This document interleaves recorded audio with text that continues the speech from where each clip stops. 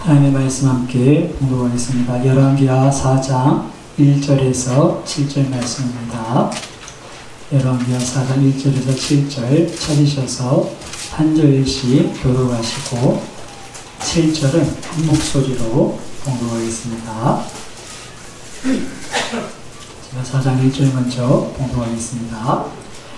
선지자의 제자들 아내 중에 한 여인이 엘리사에게 부르짖어 이르되 당신의 종 나의 남편이 이미 죽었는데 당신의 종이 여호와를 경외한 줄은 당신이 아시는 바니이다. 이제 빚준 사람이 와서 나의 두 아이를 데려가 그의 종을 삼고자 나이다 하니 엘리사가 그에게 이르되 내가 너희를 어떻게 하냐 네 집에 무엇이 있는지 내게 말하라.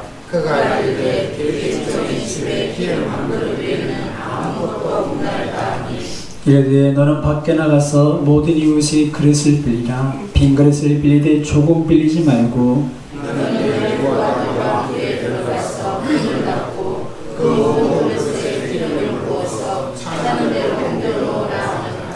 여인이 물러가서 그의 두 아들과 함께 문을 닫은 후에 그들은 그릇을 그에게로 가져오고 그는 부었더니 그릇을 다 찬지라. 여인이 아들에게 이르되 또 그릇을 내게로 가져오라 하니 아들이 이르되 다른 그릇이 없나이다 하니 기름이 또 그쳤더라. 함께 보겠습니다. 그 여인이 하나님의 사람에게 나아가서 말하니 그가 이르되 너는 가서 빛을 갖고 남은 것으로 너와 네 두 아들이 생활하라 하였더라. 아멘. 오늘은 본문의 말씀을 그릇을 빌리라 라는 제목으로 함께 살펴보도록 하겠습니다.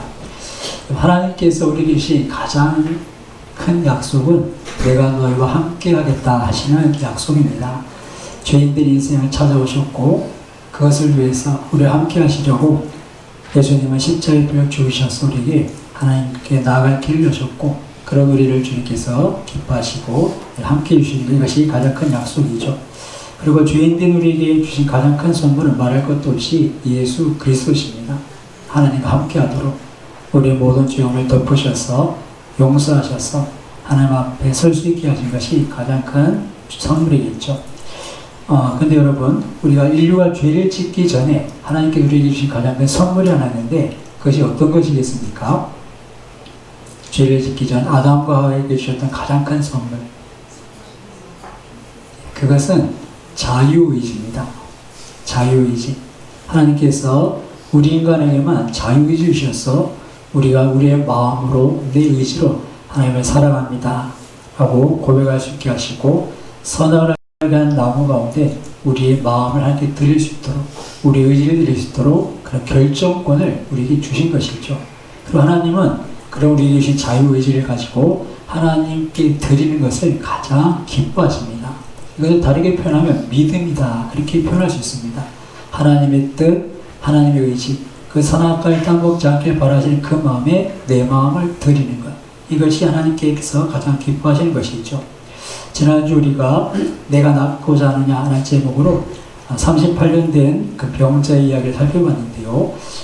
성경에 보시면 이 38년 된 병자를 주님이 찾아오셨지만 다른 병자들은 다 주님을 찾아오는 것을 볼 수 있습니다.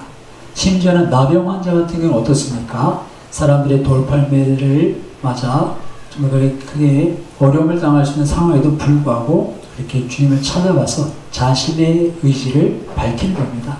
내가 낫길 원합니다.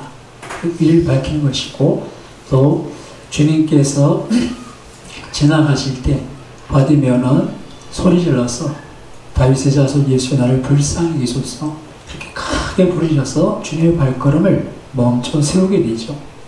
혈루증을 앓던 여인은 그가 부정한 여인이라서 무엇이든지 대의는 다 부정해지는데 그럼에도 불구하고 예수님의 옷자락이라도 만지면 낫겠다 그런 마음으로 그렇게 정말 사람들과 격리된 상태에서 그 무리들의 틈을 비집고 들어가서 주님의 옷자락을 만지는 겁니다. 삭개오는 그가 주님을 볼 수 없을 때 돌아가지 않고 뽕나무에 올라가서라도 주님을 만나보자 했고 또 주님은 그런 삭개를 만나 주셨던 것이죠. 이처럼 우리에게 주신 자유의지, 그 자유의지를 아까 말씀하신 것이 믿음이다 이렇게 표현할 수 있는데요. 하나님께서 그 믿음을 기뻐하신다는 것을 기억했으면 좋겠습니다. 이렇게 우리에게 주신 의지, 이 자유의지를 가지고 하나님 앞에 나가야 되는데, 이런 관점에서 오늘 본문의 말씀을 잠시 살펴보려고 합니다. 오늘 본문의 말씀은 아하방과 엘리야의 시대 이후에 엘리사 선지자의 시대입니다.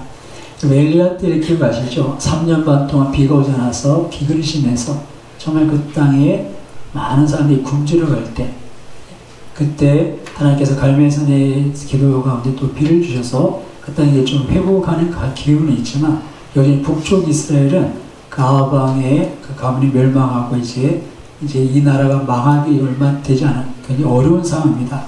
그러다 보니 많은 이들이 여전히 어려운 가운데 있었는데요.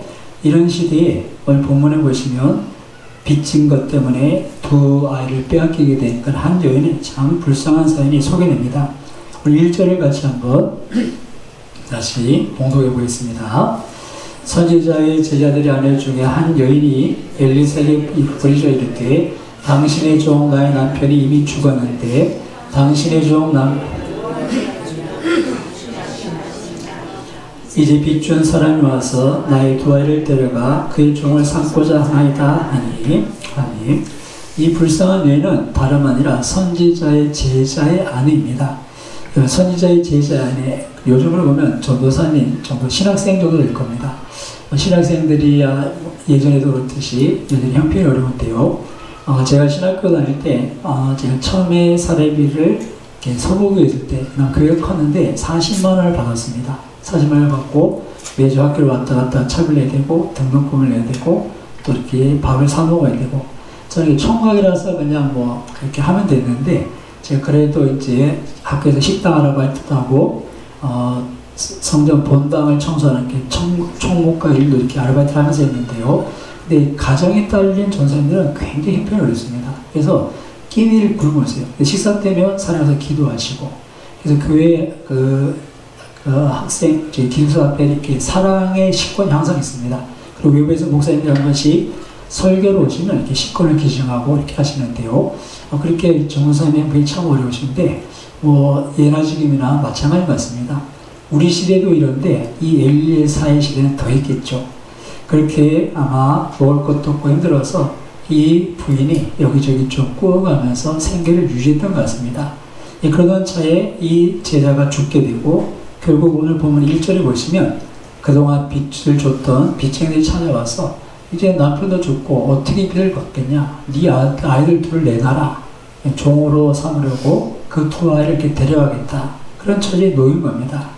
이 여인의 마음이 어떻겠습니까? 그래서 남편은 하나님 위해 산다고 열심히 살았고, 정말 하나님을 이렇게 섬기려고 어쩌면 가정을 잘 돌보지 못했을 텐데, 그 결과가 무엇입니까?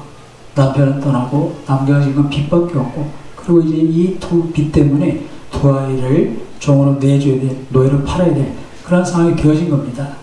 이런 막다른 골목에서 이 여인은 엘리사를 찾게 되고, 하나님의 놀라운 은혜로 기적을 경험하고 이 어려움을 이렇게 이겨내는데요. 이런 과정에 우리가 주목해야 될 신앙의 원리들이 있는데, 한번 살펴보면 첫 번째 기억할 것은 우리 인생의 문제, 이것을 가지고 하나님 앞에 나아갈 기회로 삼아야 한다는 겁니다. 여러분, 어떤 문제가 닥칠 때 우리가 그것을 어떻게 대하고, 또 우리가 어떻게 우리 의지를 발동해서 우리가 믿음의 길을 가려고 택하느냐, 이것을 우리가 기억해야 되는데요.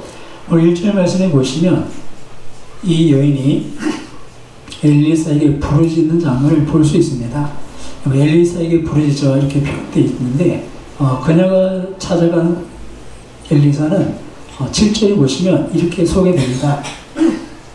그 여인이 하나님의 사람에게 나아가서 말하니, 그 여인이 엘리사를 찾아갔지만 그 엘리사가 하나님의 사람이다 표현되어 있죠. 결국은 하나님의 사람, 하나님을 찾아간 것입니다. 물론 그 여인의 믿음이 온전하지 않을 수 있습니다.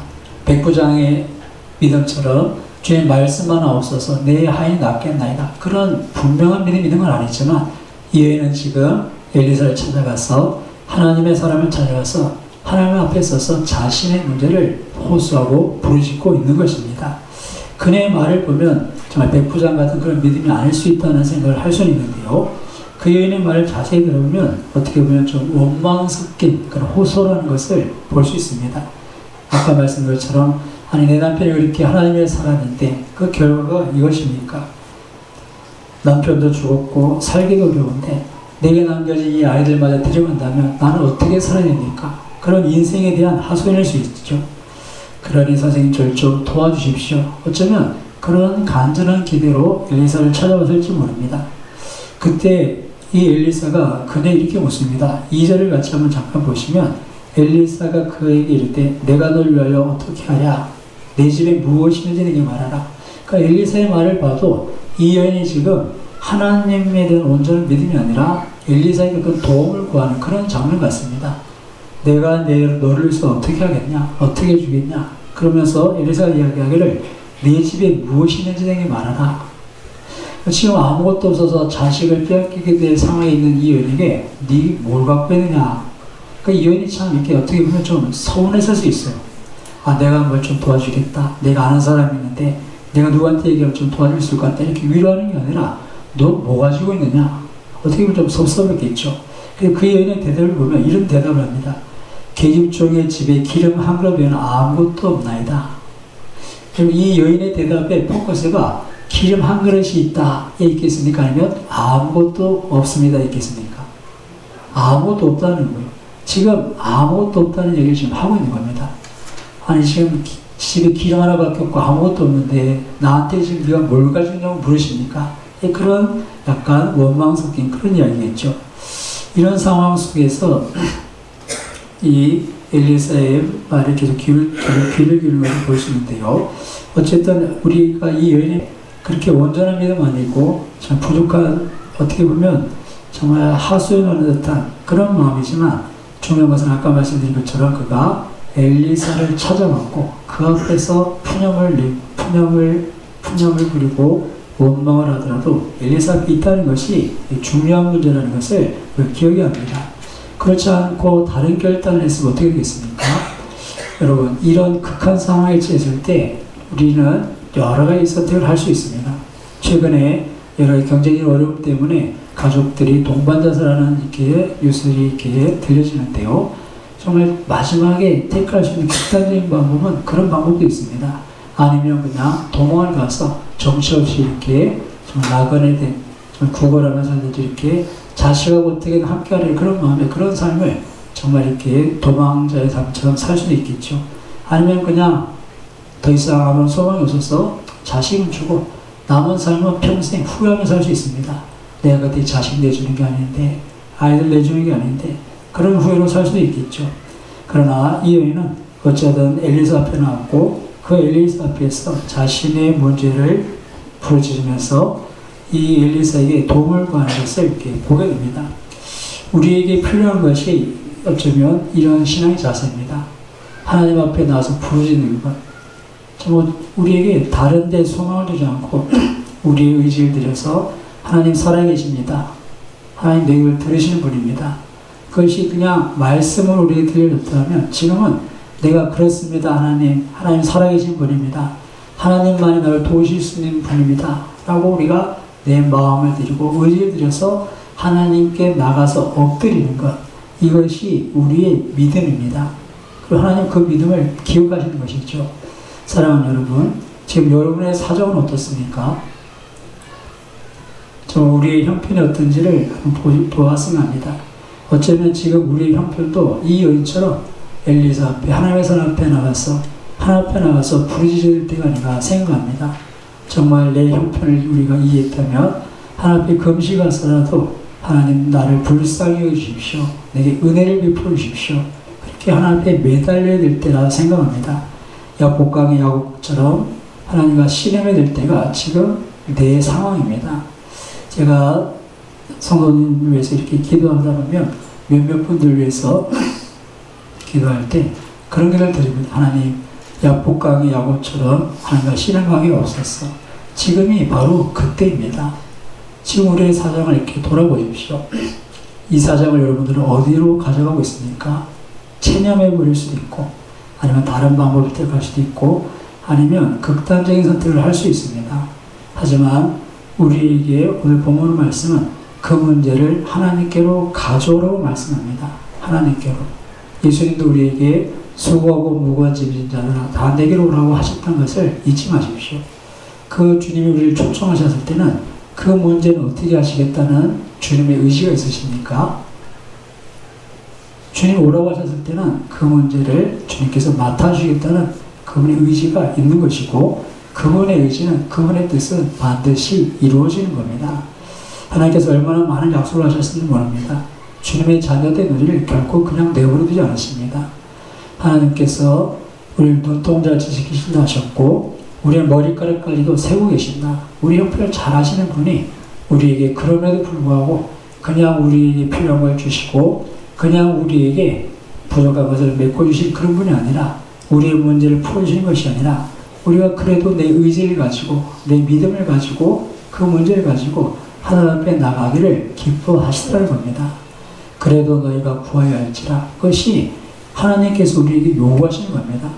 바라기는 여러분의 의지를 가지고 하나님 앞에 나가서 하나님께서 우리에게 하셨던 말씀 앞에 하나님 그렇습니다, 이렇게 하실 분입니다, 이렇게 여러분들의 믿음을 나타내실 수 있기를 주님의 이름으로 축원합니다. 그 반응을 보이시죠? 그래서 오늘 엘리사도 이 여인에게 이런 이야기를 합니다. 우리 3절 한번 같이 봉독해 보겠습니다. 3절과 4절.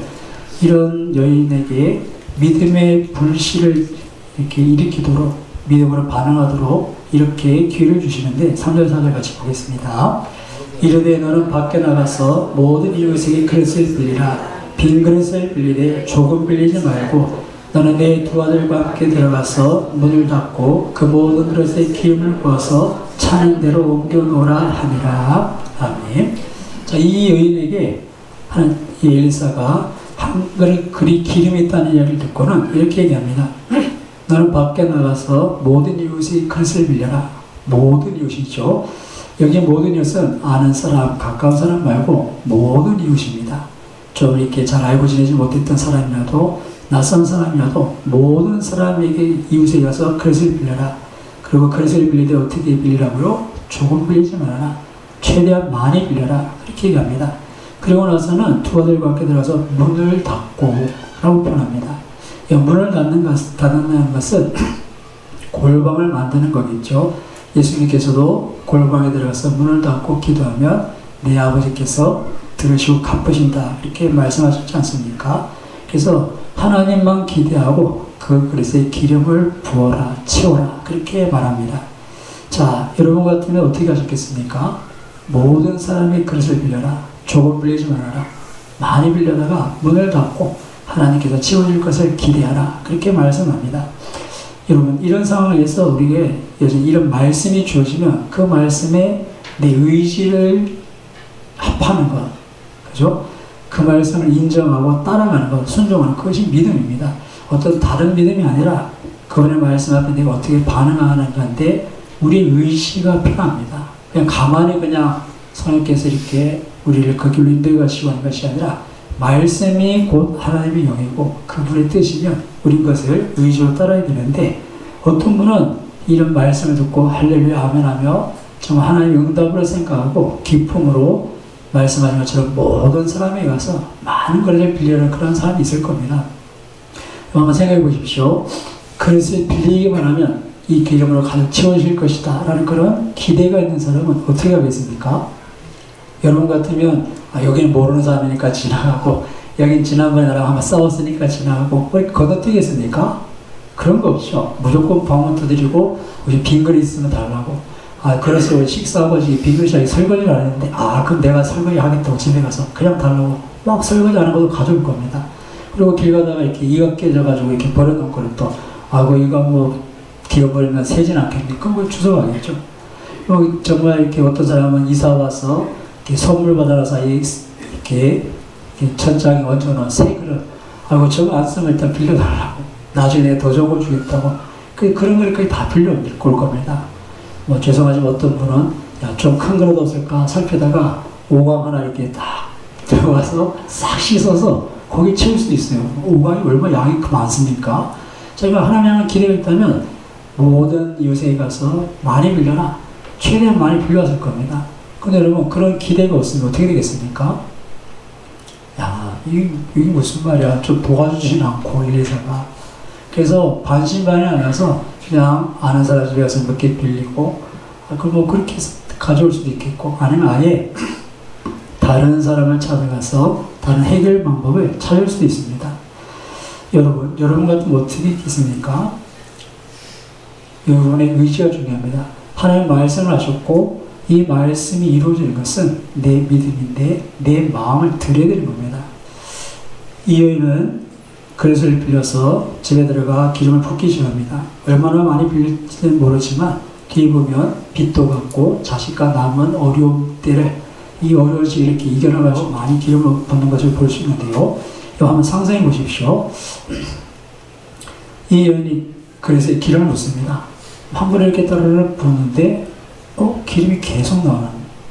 두 그릇째 따르르 부는데 또 계속 기름이 나오는 거예요. 한 세 그릇쯤 붓고 나면 이 여인의 마음이 어떻겠습니까? 굉장히 흥분되지 않겠어요? 야, 이게 얼마까지 나올까? 야, 어떻게 이런 일이 있을까? 정말 그래서 막 붓다가 야, 빨리 가져와, 빨리 가져와. 계속 부었을 겁니다. 그래서 무슨 생각이 했을까요? 따라해보겠습니다. 좀 더 빌릴 텐데. 그런 마음이 없었겠어요? 좀 더 빌릴 텐데. 야, 조금 더 빌릴 텐데. 아까 그 집에 지금 뭐 이렇게 밥 먹고 있다고 지금 밥알 몇 개 남았다고 식사료를 안 가져오고, 야, 그것도 내가 밥 먹고 뺏어올 건데. 그런 마음이 안 들었겠습니까? 조금 더 빌릴 텐데. 사랑하는 여러분, 우리에게 그런 마음이 있었으면 좋겠습니다. 조금 더 기도할 텐데. 조금 더 부르짖었을 텐데. 그리고 좀 더 크게 구할 텐데. 딱 내 수준에 맞게만 기도하는 거예요. 내가 어떤 일을 하려고 막 거기 가다가 조금 힘들면 요거 좀 도와주세요. 우리 딱 요 수준으로 구하거든요. 여러분, 하나님께서는 입을 크게 열라 내가 채우리라 하시는 분이신 줄 믿습니다. 크게 하는 게 필요해요. 저는 목사님들 기도하실 때마다 이렇게 좀 마음이 안 들었던 게, 어떤 목사님 기도하면 이렇게 기도하세요. 10,000배로 갚아주시고, 이거 어떻게 10,000,000배 계산이 안 나오나요? 그래서 그런 게 이렇게 별로 써간 적가 있는데, 저는 성경에 있는 대로 100배, 60배, 30배. 근데 나중에 그런 말 들었어요. 10,000,000배. 하나님께서 갚아줄 때 갚아주시면 되고, 그것은 뭐, 제 몫이 아니니까, 하나님께 떠는 거니까, 그렇게 기대도 괜찮겠다. 그런 생각을 하게 됐어요. 처음에 되게 반감이 오더라고요. 아니, 말이 10,000,000배지. 이 말이 무슨 말이래. 그랬는데, 정말 그 기도의 그 내용들 나중에 그분의 믿음이 어떤지 모르겠지만, 나중에 제 마음에, 하나님 앞에 크게 구해드리고, 하나님께서 그를 축복하시려면 마음껏 축복하시니까 그런 생각을 이렇게 한 적도 있습니다. 여러분, 우리가 기억해야 될 것이 오늘 6절 말씀을 한번 자세히 보시면 이렇게 말씀하시는데요. 6절까지 다시 공부해 보겠습니다. 그릇에 다 찬지라 여인이 아들에게 이르되 또 그릇을 내게로 가져오라니 아들이 이르되 다른 그릇이 없나이다 하니 기름이 곧 그쳤더라. 아멘. 여러분, 기름이 그쳤는데 그친 이유는 뭡니까? 그렇습니다. 하나님의 능력이 모자라는 게 아니죠. 그릇이 없어서 기름이 그치는 겁니다. 우리가 이것을 기억해야 합니다. 하나님의 능력은 우리가 얼마나 수용할 수 있느냐에 따라서 이렇게 드러납니다. 그래서 예수님께서도 나사렛 고향에 가셨을 때 많이 능력을 행치 못했어요. 마가복음 6장 6절은 그들이 믿지 않으면 이상히 여기셨다. 그러면서 큰 권한을 행하지 않으셨어요. 그들이 믿지 않으니까 주님께서 죽은 자도 살리셨고 많은 병을 고치셨는데 그 고향에서는 그런 이적을 행하지 않으셨다는 것이죠. 사랑하는 여러분, 하나님은 전능하신 분입니다. 아브라함 99살 된 아브라함이 찾아오셔서 나는 전능한 하나님이다. 내가 네게 아들 주겠다고 약속했는데 내가 못 이룰 거 아니야. 죽은 자도 살리시고 없는 것도 있는 것처럼 보여내는 그 하나님이다. 그러니 너는 내 앞에 행하여 완전하라. 그렇게 욕을 하셨던 것이죠. 사랑하는 여러분, 그 하나님을 우리가 아버지라고 부르고 있습니다. 하나님은 우리에게 하늘에 계신 너희 아버지를 기억하라고 계속해서 말씀하십니다. 구하고 찾고 두드리면 좋은 것 주시는 분이다. 너희들이 아들에게 자식들에게 약한 자라도 좋은 것 주는데 하물며 하늘에 계신 너희 아버지일까 보냐. 이것이 우리를 향하신 하나님의 마음이죠. 예수님의 피로 값주어서 하신 우리를 위해서 그 아들과 함께 모든 것을 은혜의 선물로 주신다. 거저 주신다. 그렇게 표현합니다. 한번 따라해보겠습니다. 은혜로 주신다. 은혜라는 것은 내가 뭘 했기 때문에 잘했다고 주신 게 아닙니다. 내가 뭔가 이렇게 하나님 앞에 잘한 것이 돼서 그 대가를 받는 게 아니라 우리는 여전히 부족하고 우리는 여전히 아직도 하나님에 대한 믿음이 적습니다. 아니 어쩌면 이연이 처음 엘리사를 찾아갔을 때처럼 원망 섞인 하소연 같은 그런 마음일 수 있습니다. 그러나 하나님 앞에 나가서 그 말씀이 우리에게 임했을 때 내 의지를 드리고 믿음으로 순종하면 그 가운데 하나님께서 갚으시는 것이죠. 은혜로 주시는 겁니다. 하나님께서 여전히 오늘 우리 가운데 이렇게 은혜 베풀기를 기뻐하신다는 것을 기억하시고 사랑하는 여러분, 여러분에게 분명히 하나님의 말씀이 들려진 게 있다 생각합니다. 약속하신 말씀이 있고 그 약속이 우리 마음에 어떤 분은 할렐루야 하면 하며 기대가 있고 꿈이 생겨서 하나님을 간절히 찾는 분도 계시겠지만 어떤 분은 아무런 기대가 없을 수 있는 그런 분도 있습니다. 하지만 여러분, 그럼 우리의 마음이 중요한 게 아니라 그럼에도 불구하고 그 말씀에 한번 순종해 보는 것, 그 말씀을 따라보는 것, 그것이 하나님의 기적, 하나님의 은혜를 경험하는 그런 시발점이 되는 줄 믿습니다. 그래서 여러분들이 다시 한번 이 하나님 앞에 나갔으면 좋겠습니다. 은혜를 베푸시는데 인색하지 않는 그 하나님, 아까도 말씀드렸지만 내 입을 크게 열라 내가 채우리라. 분명히 우리 믿음의 분량만큼 은혜를 주십니다. 믿음과 하나님의 역사는 비례하죠. 우리가 그런 하나님 앞에 나가서 기도했으면 좋겠는데요. 특별히 여러분들 주셨던 약속을 붙잡고 그 말씀이 내 삶에 이루어지도록 여러분 간절히 부르셨으면 좋겠습니다. 예언이 엘리사에게 부르셨듯이 한번 부르짖어 보십시오. 특별히 이번 신년 부흥성회가 있는데 정말 제 마음에 여러분들이 사모하는 마음이 있었으면 좋겠습니다. 제가 부임하고 지금 10년째인데요. 저희가 부임하고도 처음 있는 부흥이고, 그래서 제가 과거에 어떻게 부흥에 있었는지 모르겠지만, 이렇게 정말 이렇게 처음으로 또 이렇게 귀한 기회를 가지게 됐습니다. 분명히 하나님께 살아계시고, 하나님의 찬한 자를 만난다고 하셨는데, 근데 사모하셔서 하나님 만나는 기회, 다시 새롭게 과연 하나님 살아계시는구나, 하나님 나와 함께 계시는구나, 그런 은혜를 좀 경험했으면 좋겠고, 더 나아가서는 여러분들 마음에 좀 하나님께 새 마음을 주셔서 하나님을 꿈꾸고 기대하고 그리고 여러분에게 다시 사명에 노뜨게 하시는 정말 여러분의 삶에 길을 보여주시는 그런 복된 시간이 되시기를 주님의 이름으로 축원합니다. 그리고 특별히 이번 집회 오신 목사님께서 좀 건강한 힘이 좀 몸이 안 좋으신데 건강을 위해서 기도해 주시고 마음껏 축복하시고 또 우리 위해서 이렇게 다 기도해 주셨으면 좋겠습니다. 그런데 병든 자도 고침을 받고 또 정말 하나님께서 성령께서 강권하셔서 여러 가지 은사들로 나타냈으면 좋겠는데요. 여러분들 개인적으로도 사모하시고 또 주변에 은혜가 필요한 이들, 낙심한 이들 많이 모시고 오셔서 정말 풍성한 은혜 잔치가 되도록 같이 함께 했으면 좋겠습니다. 우리 잠시 한번 기도했으면 좋겠는데요. 우리가 어쨌든 지금 이 자리에 하나님 앞에 섰습니다. 어떤 분은 사모하는 마음으로 이 자리에 예배하는 분도 계시고 어떤 분은 주일이 되어서 그냥 이렇게 교회에 나오신 분도 있습니다. 어떤 분들은 또 우리 자녀들 중에는 부모님의 손이 끌려서 어쩔 수 없이 온 학생들이 있을 겁니다. 어쨌든 우리가 하나님 앞에 섰습니다. 그리고 하나님의 말씀이 선포되었습니다. 이제는 우리의 의지입니다. 그 말씀에 내가 반응을 어떻게 할 것인가. 이제는 우리의 몫이 남은 겁니다. 사랑하는 여러분, 오늘 말씀을 기억하시고 기도하시되 정말 하나님 내게 말씀하신 것들에 대해서 특별히 그릇을 빌려 하셨는데 내가 어떻게 주님 앞에 나갈지 어떻게 풀어질지 한번 기도해 보시고 한번 내가 하나님을 찾아 만나는 한번 다짐했으면 좋겠고요.